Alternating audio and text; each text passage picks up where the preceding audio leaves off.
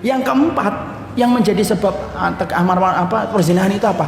Yang keempat, biaya pernikahan yang mahal itu menjadikan orang itu akhirnya mengakhir-akhirkan itu pernikahan dan akhirnya berzina.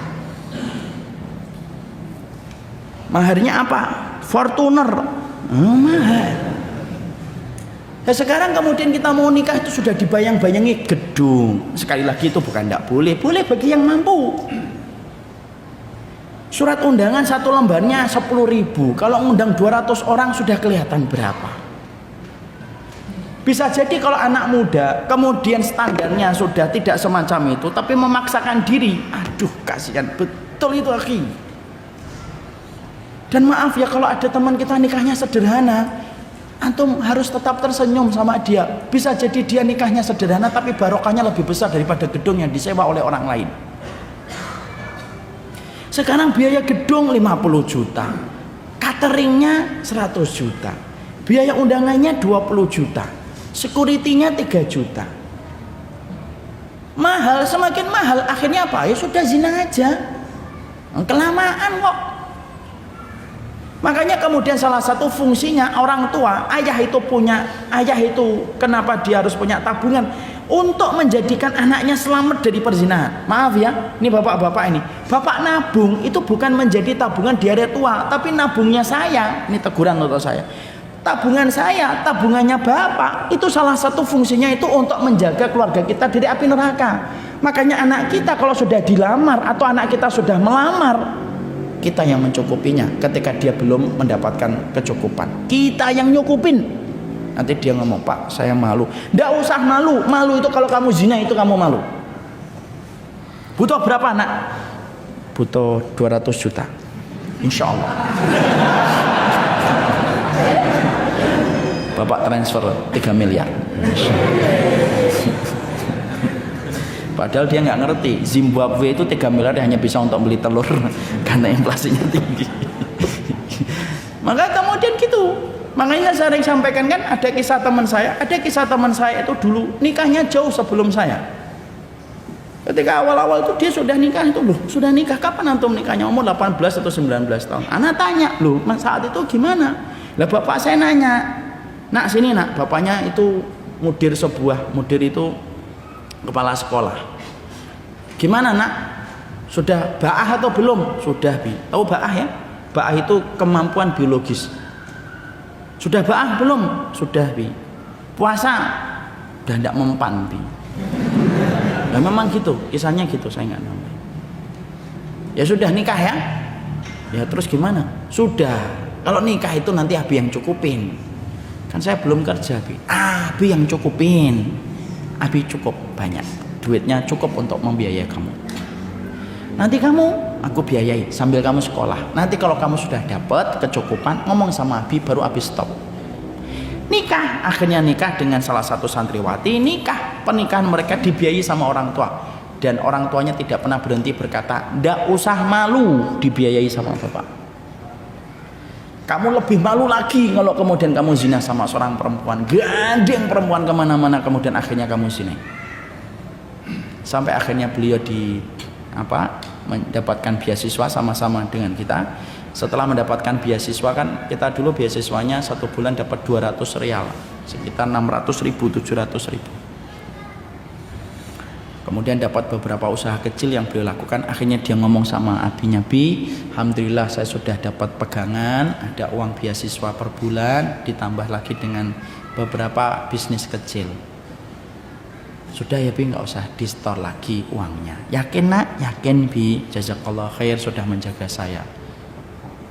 Di stop. Itulah fungsinya harta di situ pak. Jadi kalau kemudian kita dapetin anak kita mau nikah itu jangan ngomong makan batu, jangan gitu. Itu omongan dari waktu saya SD kok nggak pernah berkembang omongan itu. Mbok cari-cari mbok diganti makan cilok gitu kan enak. Ngomong kok sama anak kok makan batu, itu berarti bapaknya nggak ngajarin bahwasanya anaknya itu punya Allah. Siapa orang yang dijamin dalam garansinya Allah? Anak muda yang ingin menjaga dirinya dari zina itu digaransi sama Allah, nggak akan dijadikan miskin, insya Allah. Miskin itu kan bukan kondisi, miskin itu gaya hidup ketika kita merasa kurang. Kalau kita kena cukup. Dan saya akan sampaikan kisah salah satu teman saya itu. Ada teman saya itu dulu ketika kita masih di sastra bahasa, sebelum fakultas syariah, itu tiba-tiba pagi-pagi itu dia minjem uang 5 juta. Saya bilang, 5 juta untuk apa? Untuk biaya persalinan istri saya. Saya tidak punya, saya punya cuma tabungan 1 juta, ambillah kalau antum mau. Kemudian dia mengatakan, ya sudah tidak apa-apa. Terus kemudian diadakan tabaruat, atau tabaruat aksi donasi.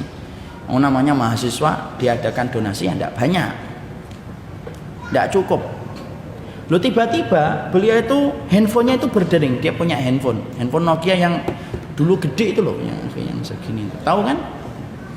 Yang kalau kena kepala anjing muter-muter aja. Telepon itu. Ini bapak ini ya? Iya. Dari Kalimantan, Banjarmasin pak? Iya. Bapak jualan sarung? Enggak pak. Bapak jualan sarung? Enggak pak. Bapak katanya jualan sarung? Enggak pak. Saya tuh di sampingnya itu denger, ini ngapain sih bapak jualan? Enggak gitu. Dan akhirnya saya tahu keseluruhan cerita setelah telepon itu ditutup. Akhirnya dia ngomong, ya sudah kalau bapak maksa saya penjual sarung, ya sudah saya pedagang sarung. Bapak maunya apa? Saya itu mau mesen sarung pak. Mau mesen sarung? Iya. Berapa pak? Beberapa kodi. Ya sudah pak, coba nanti saya telepon saudara saya. Tutup dulu, nanti WA lagi atau apa, SMS lagi pak. Dia nelpon saudaranya itu, ada nggak sarung ini? Ada. Dibutuhkan berapa kode ini nih, tolong dikirim, ada orang maksa saya sebagai pedagang sarung. Loh, sederhananya kisah ini singkatnya ikhwan, masya Allah ya.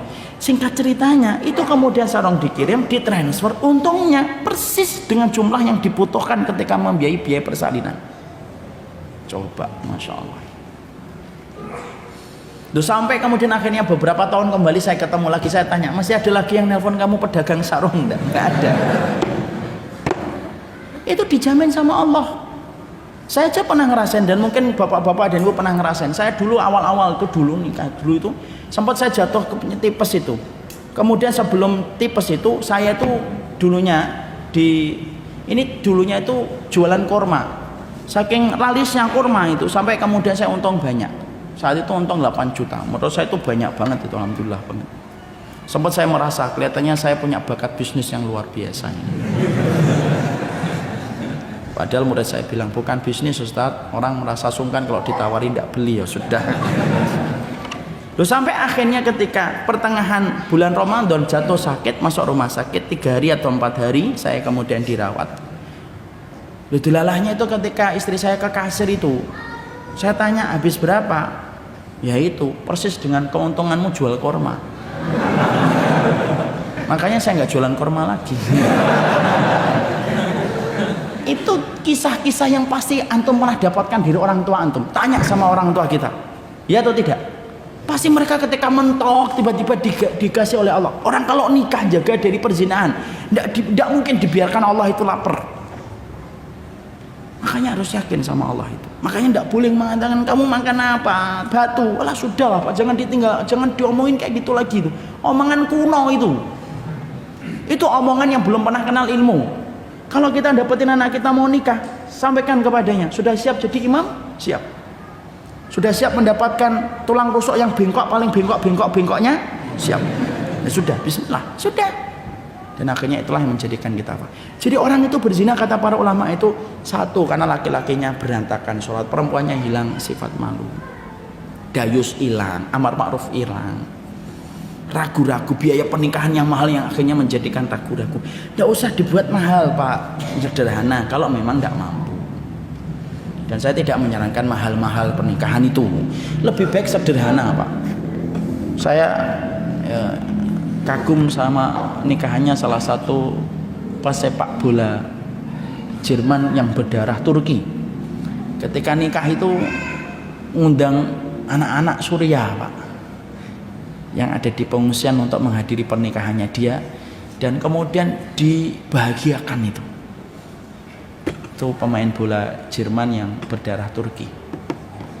Itu salah satu hal yang bagus banget. Nikah itu yang penting adalah ijab kabulnya. Keberkahannya itu mengiringi ketika kita taat kepada Allah.